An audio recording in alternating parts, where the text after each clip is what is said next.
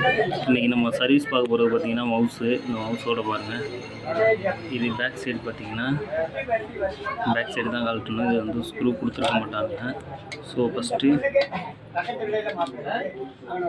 இந்த பேக் சைடில் பார்த்திங்கன்னா இந்த டோர் கொடுத்துருப்பாங்க. அந்த டோரை வந்து எதனாலும் ஒரு ஓப்பனரை வச்சு இந்த டோரை வந்து இப்படி இழுத்திங்கன்னா ஓப்பன் பண்ணுற டைப்பில் தான் இருக்கும் இந்த ஒயர்லெஸ் மவுஸு. இதை ரிமூவ் பண்ணிட்டு அதுக்கடுத்து பார்த்திங்கன்னா இதில் வந்து ஒரு பேட்ரி கொடுத்துருப்பாங்க. அந்த பேட்ரி ரிமூவ் பண்ணணும். இதில் ஒரே ஒரு சிங்கிள் ஸ்க்ரூ கொடுத்துருப்பாங்க. இந்த கவரை ஓப்பன் பண்ணிங்கன்னா உள்ளே தான் ஸ்க்ரூ இருக்கும், மற்ற எங்கேயுமே ஸ்க்ரூ கொடுத்துருக்க மாட்டாங்க.